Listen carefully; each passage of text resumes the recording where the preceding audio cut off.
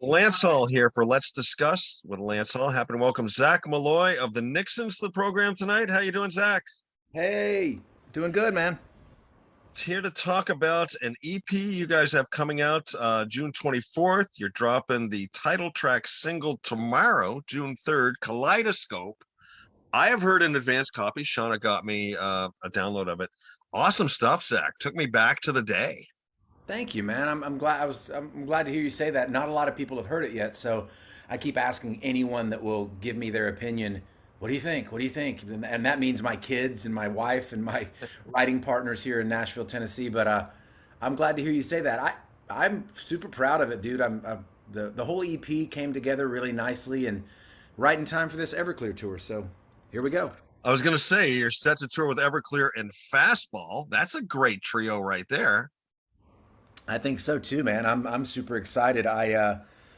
It's funny because we've played with both those bands back in the day. In fact, funny side note, I told Art when Art and I were talking about some of the details of the tour. Art being the singer for Everclear, Right. I got to tell you, man.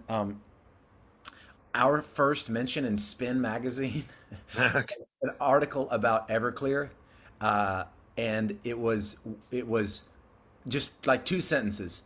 Everclear are all sober, so the members of the Nixons walking in and out, taking their beers from their rider, don't seem to bother them, or something like that. So yeah, that's my not super cool, but whatever is what it is. But yeah, I relayed that story to Art. He kind of dug that. It's funny. Oh yeah, and Spin Magazine. I mean, that's where it was at back in the day as well. Yeah. Yeah. Oh, good stuff.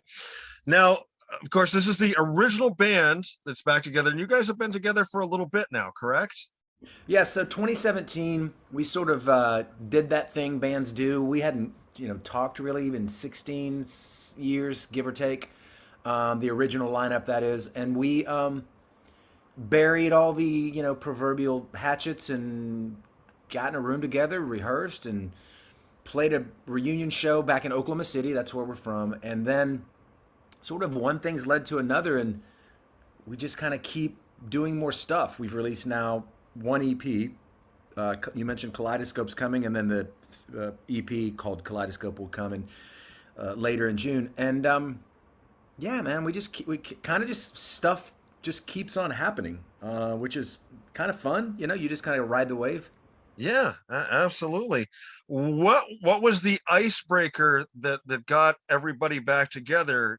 Obviously Travis Tritt didn't shoot a video, to get you guys all back together like he did with the Eagles. Where was the spark that brought everybody back in? Yeah, it was sort of a not exactly a spark, but maybe a series, a trickle of sort of like little flickering things that happened, which was, you know, we got asked to reunite quite often. Every year, 2 years, I would get a call, and it was always a flat no. Like I was done. I'm a songwriter in Nashville, and that started going well for me in oh 04, oh 05, oh 06, and it's still going, pretty well. And Yeah. so I was just like, no. We toured 300 days of the year back in the 90s with the Nixons, and I don't know. I mean, I guess call it burnout. I don't know, but at some point, you know, the exact, if there is a spark, it was a dude named, I'll shout him out, Brent Brewer in Oklahoma City, owns a great venue there, and just kind of called a couple of us and said, "This is stupid. Why are you guys not playing at least a show or two here and there, especially in Oklahoma City and in Dallas, which are sort of our, both kind of are weirdly our home markets." But Yeah. he just said, "Look, man, you got my venue." I hate to sound so mercenary about it, but he made us a great offer. So then it's like, well, there's money. My kids were uh, uh, six, in their teenage years, and they'd never seen dad in that sort of Sure. role, and so it was a lot of that stuff that just sort of stacked up, and again, then just sort of saying, well, look. So again, to back up, anytime we were offered a gig, it usually came to me. Um, and I just would say no, just flatly no, no, no, no, no. And then after doing that for 15, 16 years, you know this. I mean, there's a certain point in your life that you just say, well, wait, what am I doing here? You know, why am I being weird about this? Let's go play a rock and roll show and have some fun and see what happens. Yeah. And that was really it, just sort of a series of little things that happened. I think all of us getting to an age where we wanted to do it. Brent offering up a great venue in Oklahoma City and doing that very first show. March of 2017 was the first reunion show. Wow, that's cool. That's very cool. My analogy for getting older has always been, when you're young, you're looking out the windshield and all you can see is road. It seems like it goes on forever. And as you get older, your view kind of shifts to that rear view mirror, and all of a sudden everything that's gone by you, you're kind of looking at, and that road isn't stretching out quite as far, as you were when you were like 18, 19, 20 and stuff like that. Do you find with the benefit of hindsight, that this having so much more meaning now as well? Well, first of all, I'm typing that to put into my next country song I write. When you're young, you're looking through a windshield and there's nothing but open road. So sorry, I'm not going to give you credit for it. I'm just going to steal it blatantly Okay. and put No. that in a song. No, sorry. No, I totally love that analogy. I really do think that that's what it was. That's what it was for the Nixons. Yeah. That's what it is for a lot of things in my life right now. Hmm. Um, you know, geez, I have a 22 and a 20-year-old son. John, our drummer, has a couple sons of similar age, and I was texting with Jesse, our guitar player, and his kid was. We were texting about something. He was like, "I'm sorry, I didn't get back with you quicker. I was taking pictures of my kid for prom." You know what I Yeah. mean? So as I am looking at your Ace Frehley picture for your icon here, and recalling our time opening for Kiss back in the '90s, it's different now, and so yeah, you of course you look through different lenses as life sort of unfolds, and I loved your analogy is exactly right, man. It's nothing but open road, and just seems like there's only possibilities, and now it's like, wait, my kids might never get to see me do this if I don't do it pretty darn soon. I mean, I used to jump off like stacks of speakers back onto the stage and into the crowd occasionally. Yeah. And so I'm sort of like right now you can't see me, but rolling my neck around and sort of stretching my legs out because, the knees and the hips aren't going to allow me to stage dive for, forever. Yeah. And I mean, I agree with you 100%. I have, 4 kids. My oldest one is she's 20. My youngest is 14. They're growing up. My oldest just moved out of the house a couple weeks ago, and that's, a big change. And when you think of that in terms of them never seeing you, like in that context, that's why I so get Eddie Van Halen wanted to take Wolfie out on tour with him. Everybody was pissed because Anthony wasn't there. When you look back on it now, pretty damn cool. Oh, dude, again. You and I could go nostalgic. We could go way nostalgic here, but with like, our first tour manager, Paul Silvera, was the tour manager for Van Halen during the years for the first couple albums, and we got to hear so many great stories, and got to sort of at least glimpse that world, and obviously it's you and me are probably similar ages. I mean, Van Halen was, I mean, that was transformative. For me to Yeah. see David Lee Roth on stage, as a high school, dumbass, I'm like, wait, I think I might want to do this. I think I'm, not necessarily the splits off of a drum riser, but some version of that in the '90s, and I loved that he took Wolfie out, and then I love what's happening, or what has continued to happen with like just all the tributes and the things that I don't know, man. I love it. I love that sort of I don't know what do you call it, rock and roll royalty or lineage or Yeah. sort of the lifeblood that runs through. I mean, I just love it that John, my drummer, his son Jackson has had to come and fill in for us before. John, yeah, you probably know this because you did your research, but John's the drummer for Seether full time. So Mhm. the Nixons sometimes have to defer to Seether's schedule, and it's so weird. The first time it happened, John called me and he's kind of like, sheepishly like, "Hey, I can't do these shows, but I got a weird idea. My son Jackson is a badass, and he is a badass, and he filled in and has continued to fill in when we need him. He'll actually be filling in for a couple shows on this Everclear tour, and that's amazing, right? That's sort of passing the, not passing the torch, but just again, man, it's. I love those lifelines. I think that Yeah. was the word I was looking for that go through that, and it's just really cool. Such an immense amount of pride and joy and watching your offspring do something you do. It's, yeah, I agree 100%. It's so cool. So cool. Um, Speaking of drummers, if I could bring up ancient history, I did a little research on the band, of course, and your first drummer there, Ty Robeson, still active out in Oklahoma doing music and stuff.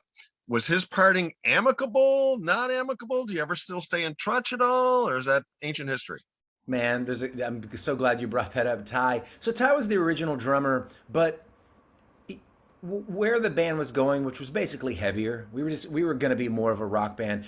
Ty is a real Stuart Copeland kind of um, disciple almost, and so his sort of more jazzy, not jazzy. That's not the, you know what I'm saying. Just a Yeah, different kind of drummer didn't sure. fit sort of the heavy double kick at times world we were entering, and so it was. I mean, no band partings are ever 100% amicable. Mm, But here's the cool part of this story. We hadn't talked to Ty in a million years either, and when I say a million, I really do mean like 20 years. And I just straight up hadn't talked to him. He went and did his own thing. He's in Dallas. He was in Oklahoma for a while, but he's now in Dallas and runs a studio, and he's kicking ass, doing great. And at our last show we played at Trees in Dallas, which was sort of our, I don't know, I'll call it our home club sure. in Dallas. We got Ty up to play a song from our first EP that he played on, a song called Displaced Aggression. And it was the first time he had played with the original members of the band, like I said, in over 20 years. And it was so cool, dude. He was hanging out till the last guitar amp was loaded on the trailer, just saying, reminiscing and telling great stories. So the original breakup wasn't 100% amicable, but man, we're good now in a weird kind of awesome way. Like he texts me occasionally and says, "Hey, I see you're doing this or you're doing that. Congrats on this, congrats on that." So super cool to, again, we've talked about it. That's how we started this conversation. You sort of, you get to a point in your life and you're like, wait, we should get that original drummer back and play a song. Why not? I mean, sold out show in Trees. He had a blast and he kicked ass. And so yeah, yeah, that was an interesting thing. A lot of people just think of John as the drummer for the Nixons, but yeah, Ty was that little sort of wedged in that footnote of the very very first few years. That's cool. What was the crowd reaction that night when he got up with you It guys? was pretty awesome, man. Pretty awesome. And by the way, no one, probably most of the crowd didn't even really know. You know what I mean? Like Yeah. mo, I'm, not. This is not meant to be self-deprecating, but I know a large portion of the crowd comes to Nixon shows to hear Sister. Yeah. Which is our Yeah. biggest.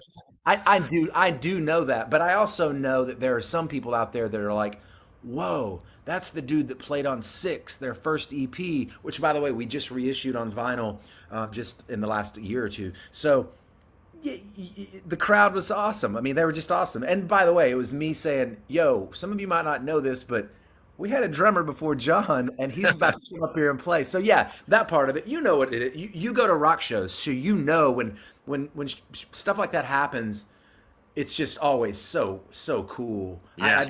The sort of really bad example that I'll tell is that I happened to see Justin Timberlake playing a show in Nashville and at the arena, and he brings out Garth Brooks to sing "Friends in Low Places," and I just thought, wait, what is happening? Universes are sort of like morphing into each other, and so yeah.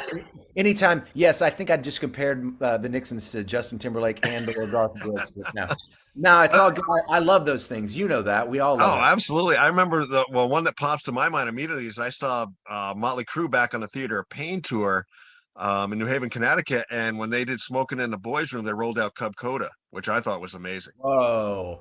Now that's kind of a hardcore one. Yeah. Yeah. That's That, awesome. that, that was pretty cool. Original name for the band was Is That an Animal? Yeah, that's right. Yeah. And so people always ask me, "Hey, what does the Nixon? What does the band name mean, the Nixons?" And I'm like, it doesn't mean anything. It was just way better than our original band name, which was "Is That an Animal?" with a question mark. Like that was our full name. And yeah, I mean, we very quickly realized we're not sort of this artsy fartsy kind of band. What was the band name in Reality Bites? What was that guy's? I can't remember what Ethan Hawke's band name, but that band name always struck me as trying to be too clever, cute, and so we just did the Nixons. We can put a big X in the middle, and it'll look cool on T-shirts, and that's what we rolled with. So back, you met Jesse back when you guys were at University of Oklahoma. You were both in like separate cover bands. Then you got together in a band, and that band broke up, and then the Nixons came along. Do I have the lineage right there? Uh, Am I close? First of all, I'm old and I don't even really know. Do you know how memories sort of get sort of uh, Absolutely. blurred into each other? But my recollection is that is that an animal was kind of coming together, and I was in college, and it was with a couple dudes from my hometown, Ada, Oklahoma, smaller town down south, and uh, and Jesse rolled up and auditioned and played. We were losing our guitar player. Something was happening. I don't really remember, but Jesse and I sort of seems like we've always just sort of been together. At least in the more earnest part Hmm. of the band. You know what I mean? Like Yeah. some bands want to just be a band to get free beer and pick up chicks, which by the way, that's good reasons to be in a band. But we at some point we decided, wait, we're gonna do this. We're gonna try to do this for real. We didn't know what that meant. We just knew we want to try to do it. And so that's when the sort of the dominoes started to fall of like, okay, wait, we got to get a bass player that has the same vision, and that was when Ricky came. And then knowing Ty was maybe not exactly right stylistically, that's when John came, and John was in a band playing. There's a great place for anyone listening from Oklahoma City called the Samurai Sake House, and this might not really be you might not compute here, but it was a sushi Japanese restaurant, rock and Okay. roll club, and it was the kind of place where like Steven Tyler showed up after an Aerosmith show and yada yada. So Jesse and Ricky, I remember telling me we saw this dude playing at the Samurai, and we think he should be our drummer, and that was John. So yeah, that's kind of how it all stumbled and fell together. Yeah. Now you grew up in Ada. As I have some friends in Enid, Oklahoma. Are they anywhere close? I should have Google mapped it. They're not. They are interesting. They're very similar. They're small towns with a bunch of great people that are sort of. If you sliced Oklahoma into quadrants, the southeastern quadrant, Ada would be the capital, right in the middle of the southeast, and Enid would be the capital of the northwestern. Like right Okay. before you get over to the Panhandle is where Enid is, and Enid, is a great town. Our sound man Howard is from Enid, and we have a lot of great friends from up there. And yeah, Great. it's not close, but it's similar, if you know what I Cool. mean. Yeah. Now Ada, I was looking here. Some pretty decent people have come out of Ada. Big sports figures. You got Mark Gastineau, Jeremy Shockey came out of Ada, and then of course Blake Shelton, a host of others. So kind of a cool sounding town. Well, funny you should mention it, and we didn't plan this for anyone listening, but I am Right. a producer on a documentary film called Little Amens. Little Amens is a song I wrote that's on my last solo EP, and it's about Ada and about how there's an uncanny amount of music. You mentioned sports, yes, for sure, but an uncanny amount of musical talent that's come from there. I'll take your research and do a deeper dive. Mae Axton is from Ada, who wrote Heartbreak Hotel. Right. Hoyt Axton, who wrote Never Been to Spain and Joy to the World, is from Ada. There's a jazz musician named Jay DeVersa, and his son is also a celebrated Grammy-winning jazz musician. I am from Ada. I'll put myself down on the list because, yeah, Blake is from there. Dwayne O'Brien, who was the founding member of Little Texas, which was a really successful country Yeah. band. Great group. Garth Brooks, fiddle player, is from Ada. So yeah, it's weird. We actually original working title for the documentary was Something in the Water, because yeah, it's a weird little cool wellspring of talent. Mm. Hoyt Axton also did a song called Bony Fingers that a bunch of country bands up here have covered for years and years. Oh wow, I got to go listen. I think I've heard. It sounds familiar, but I'm gonna go listen to it. The second that you hear it, you'll know it. Okay. Now you talk about writing songs. I was researching. You're in Nashville now. As a songwriter, in addition to everything else you're doing, with the artists you've worked with, Carrie Underwood, Shinedown, Skillet, Daughtry, you kind of reminded me. I had the immense pleasure of interviewing Jim Peterick a couple years ago, who of course has wrote with everybody. And I could see you in that same vein. You seem to be well versed. And do you write for the artist? Do you write the song and then the artist pick them, or either? It happens all different ways. I mean, yeah. So to sort of just give the backstory or the origin story. The Nixons were fizzling. I released a couple solo albums and I'm proud of them. They didn't really do a whole bunch, but a few things happened. My friend Jarrett from the band Bowling for Soup, we had taken out on their first tour, he called me and said, "Hey, I'm having writer's block. Let's write some songs." We wrote some that ended up on a Bowling for Soup album. Simultaneously, or around the same time, I was pitched as an artist to an A&R guy in New York City who I met with, and he wasn't really interested in signing me as a solo artist, but he said, "I like this song on your solo record for an artist he was doing A&R for, which was Daughtry, Chris." And so I got a song on the first Chris Daughtry album that did pretty well, and then the Bowling for Soup stuff, we had a song that went into the top 40 called Ohio, parentheses, Come Back to Texas. And so those things sort of the trigger, you know what I mean? Like, I'm thinking of like one of those movies where like there's a big, person in a room that hits a big trigger where all the lights come on. And immediately I was like, okay, wait, this is a thing I can do. I can be a songwriter and write with other artists. And so to your original question, it happens all myriad of ways. The Blake Shelton cut I have, it was a song I wrote with two other people, and we sent it to his management, and they loved it, and he cut it.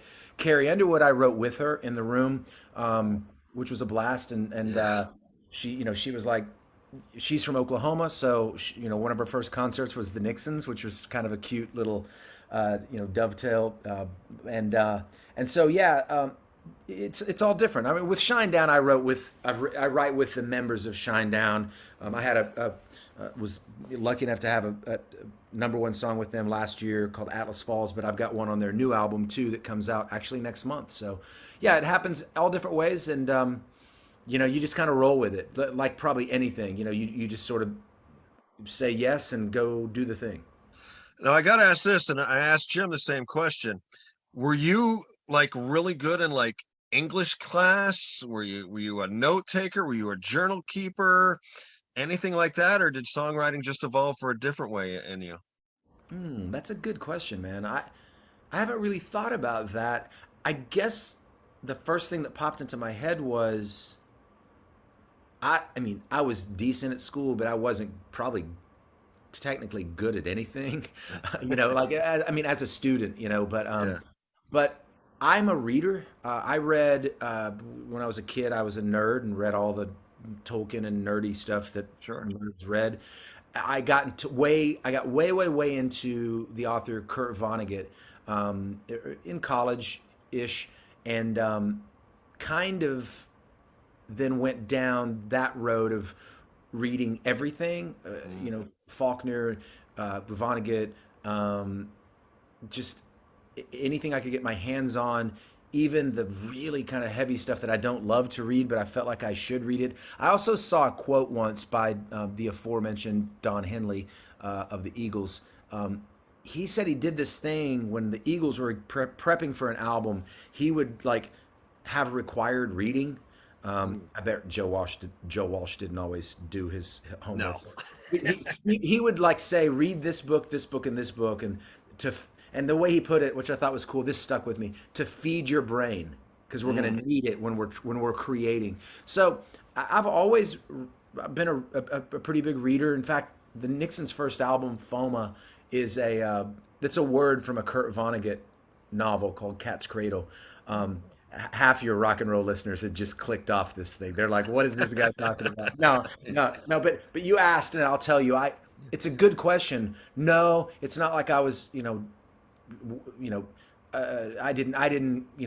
I didn't major in English or writing or creative writing. I majored in political science. God only knows why. But yeah, I do love to read, and I do think that's important. I tell my kids that. My son Jude is a aspiring artist and songwriter, and I do think that's important to feed your brain.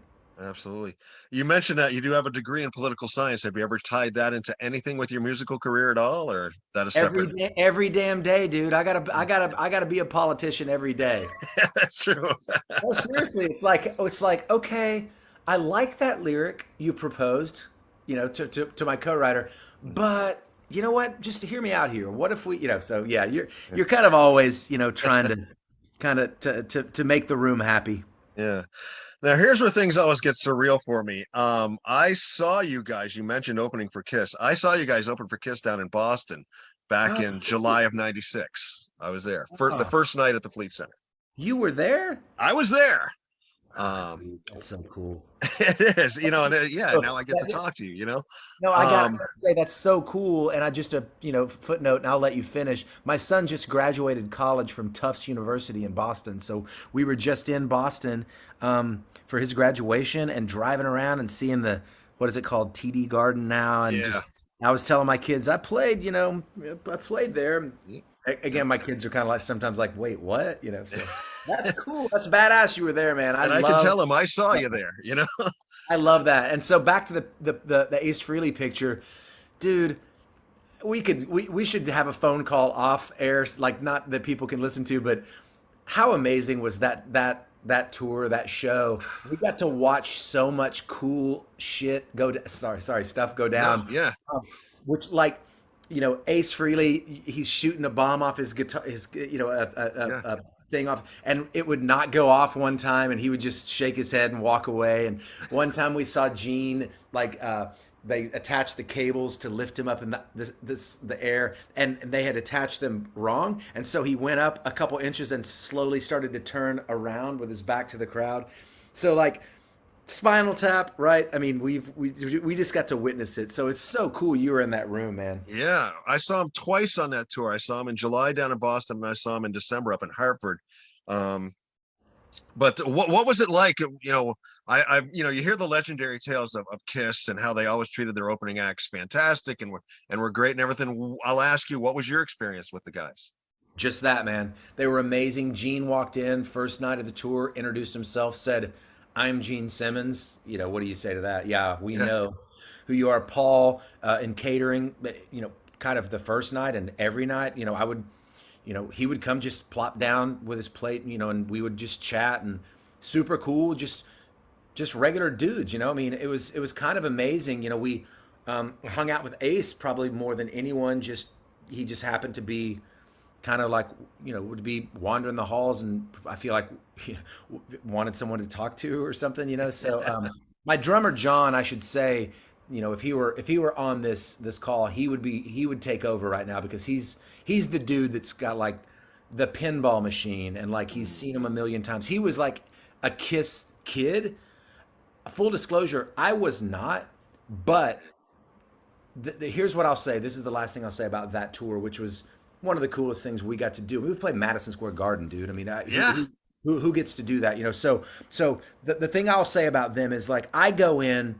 John goes in as a hardcore fan. I go in as this is cool for the band. We get to play arenas, but I don't really know them other than you know rock and roll all night and party every day. yeah, But dude, I have more respect for them maybe than any artist I've ever really sort of been around in the room, because they go 100% for their fans, and I think that's sort of like something a lot of people miss uh, thinking about. I talk to a lot of young bands that I write with, and it's like we're doing this for our art, and we're doing this for this. And I always just look at them like, man,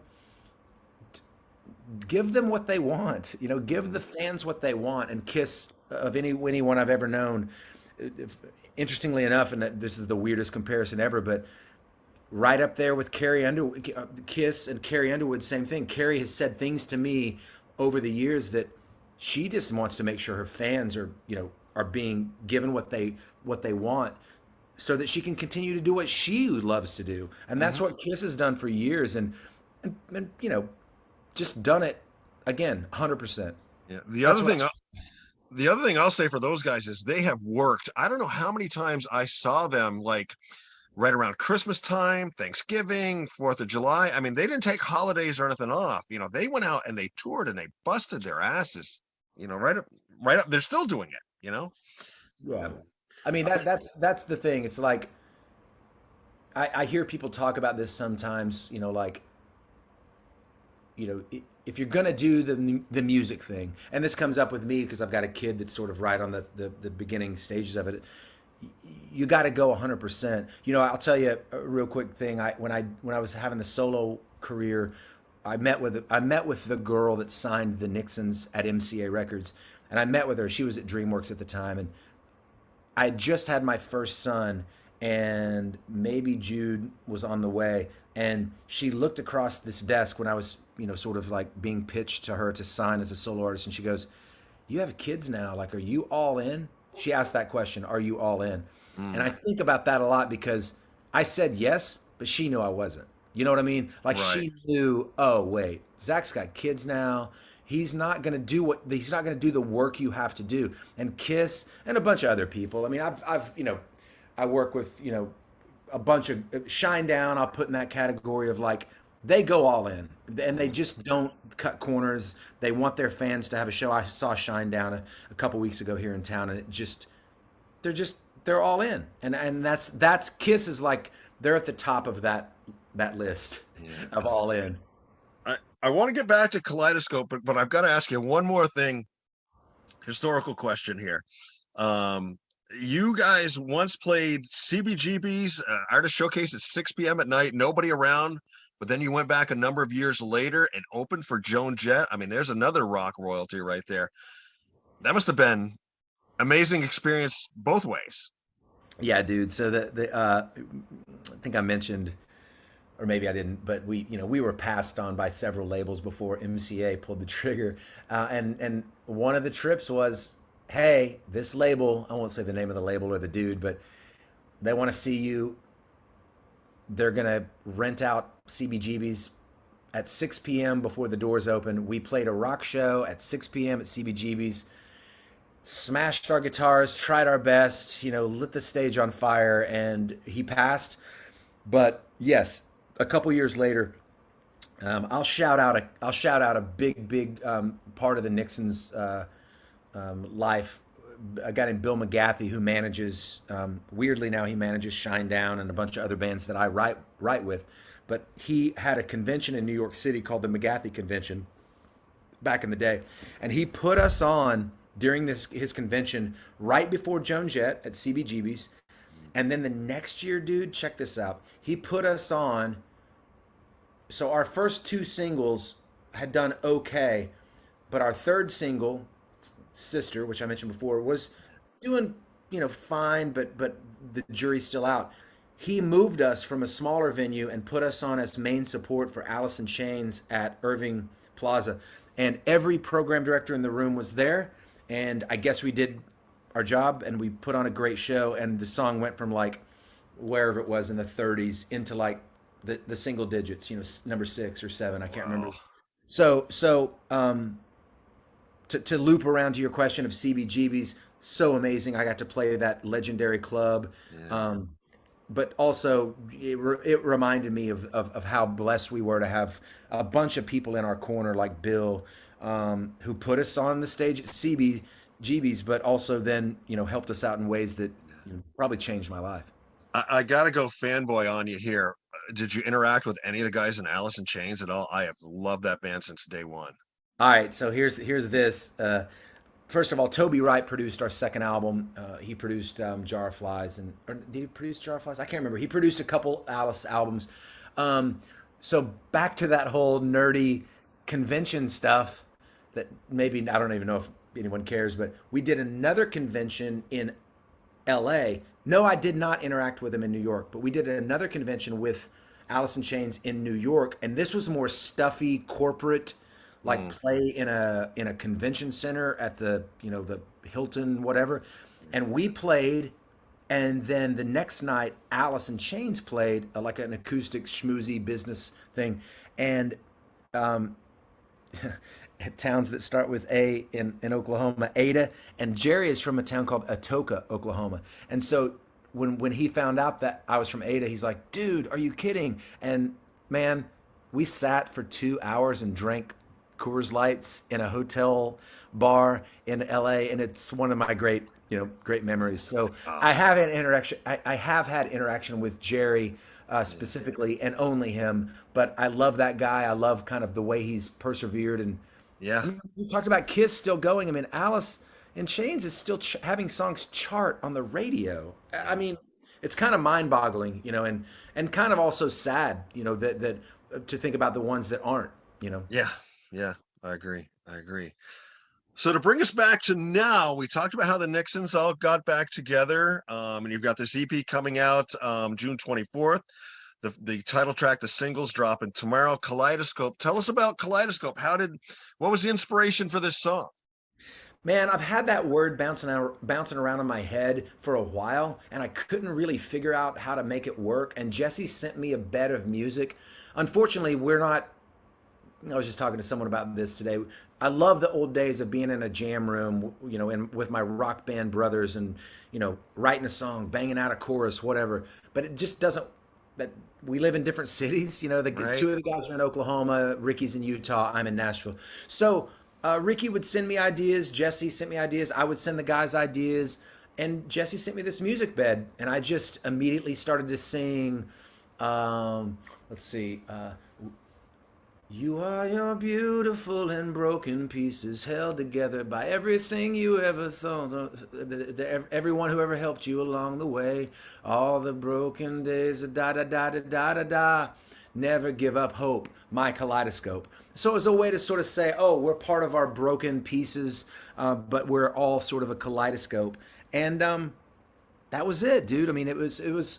I will say, I love my job writing songs. I mean, are you kidding me? Someone pays me to do this, and Yeah. and so to get a better music from my longtime guitar player Jesse, and all the lyrics just kind of fell together. So yeah, that's how that came about. And the video is super cool. We're going to release that soon-ish. We're making the final edits, but it's cool because just think about that word kaleidoscope. There's a ton of when I mentioned it to my video director, he was like, "Oh my gosh, I got lots of ideas, dude." So Yeah. I yeah, mean, the first thing I can think of is like the Tom Petty video for "Don't Come Around Here No More." That's the first ooh, thing that love enters my that. mind. That's right. Yeah, that's right. The sort of like weird like fisheye lens. Yeah, yeah. How many other songs are on the EP? Five total of 6 songs.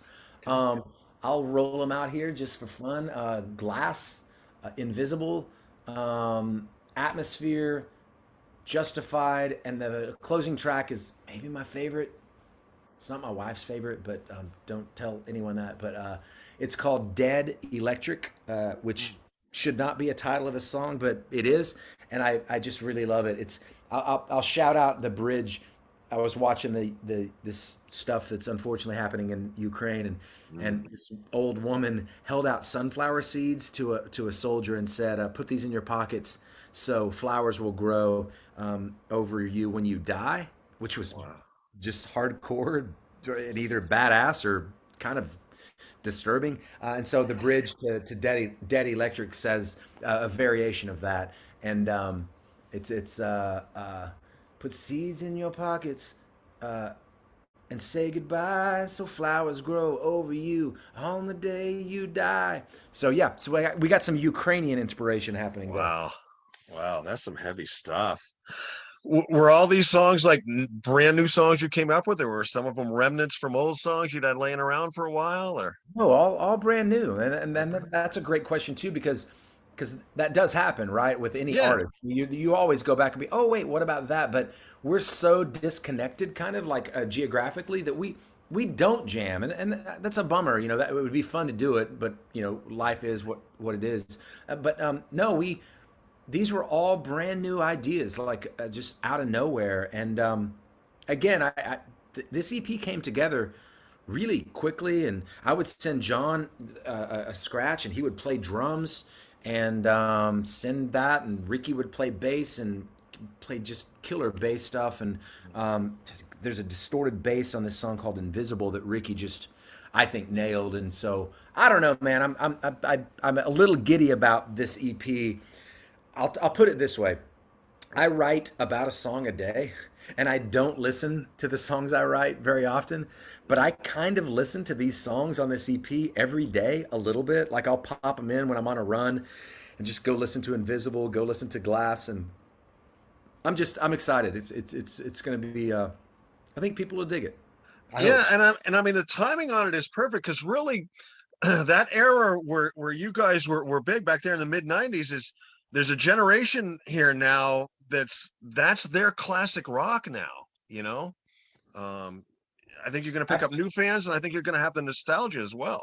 You know, Well, I mean, yeah, I hope you're right, and I do totally hear you. I was, I was on a radio station interview 2 or 3 years ago about a show we were doing back in Oklahoma, and this dude in like southeastern Oklahoma that owns like 5 radio stations.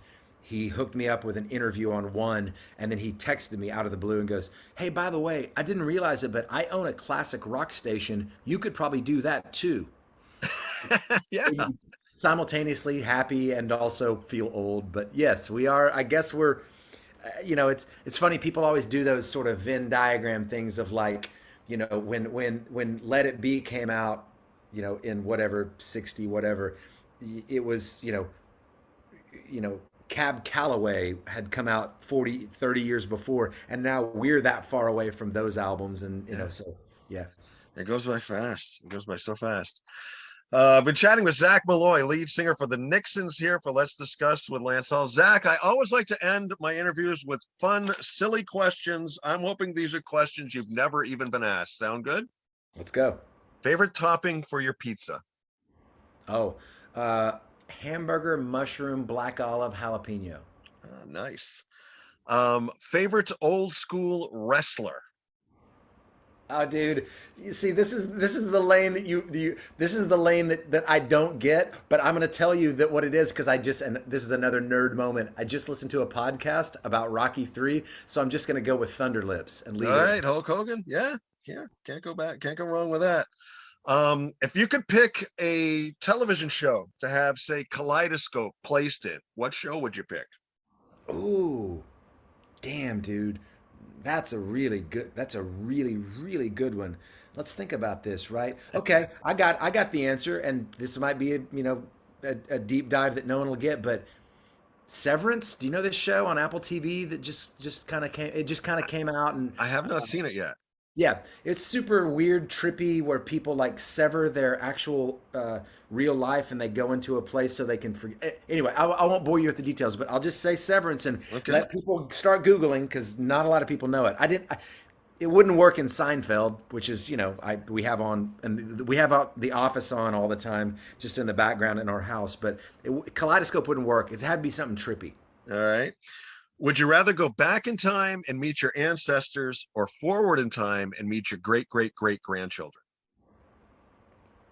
Great great grandchildren? Are you kidding? That seems like an easy. Do a lot of people say the other one? I want to see I get it goes about 50-50. 50-50. That Yeah. surprises me. I mean, it would be cool to meet like, well, I'm related to Jesse James, so it'd be cool to meet Jesse James. But dude, I don't know. You have kids, don't you agree that I want to see what happens? I want to see what happens. I want to be like, whoa, you turned out cool. Well, that's what one guy said. I can't remember who it was. He said, "I want to go forward to see if I got it right. Oh, If I love anything, I, that. you That's know, a great answer. yeah."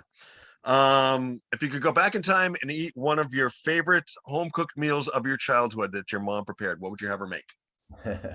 This is an easy one. And by the way, we still make it for our kids, and it's called, wait for it, small town Oklahoma, Ritz Cracker Casserole. And it's Ah, just what you think. It's some chicken and sour cream and not good stuff with Ritz crackers all baked in.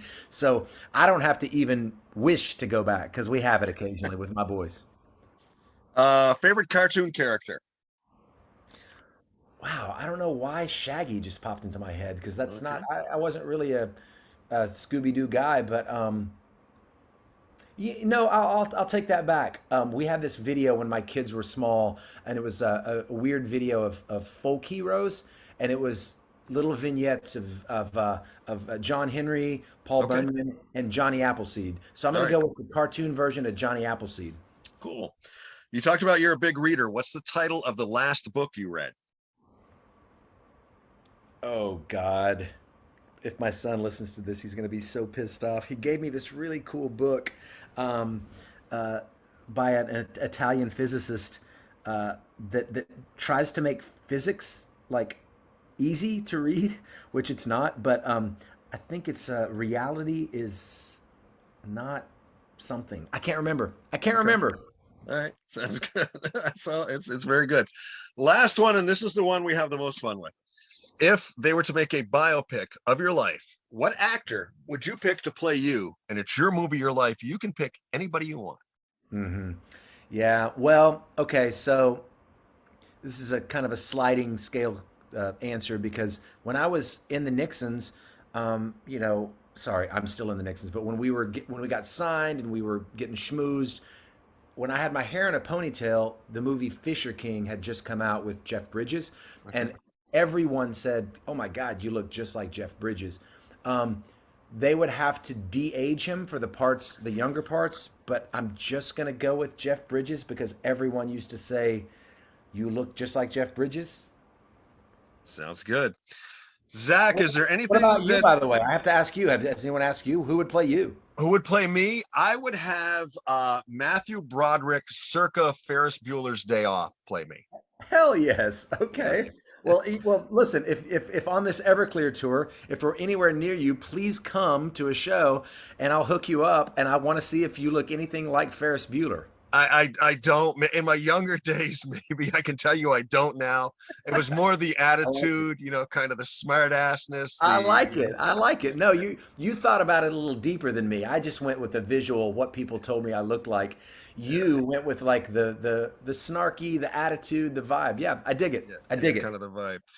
Zach, is there anything I didn't ask you, anything we didn't get to talk about during this interview that you wanted to get out? The floor is yours. Nah, man. All I'll say is that I appreciate you doing this, and appreciate anyone who got this far listening about my band, the Nixons. I'm super proud of this EP, Kaleidoscope, and you know, thank you, man. Thank you for Abs- doing this. Oh, absolutely. It's been a pleasure. I look forward to hearing the rest of the EP. Once again, I did get to hear Kaleidoscope. I thought it was an excellent, excellent song. Like I said, it instantly took me back to the day.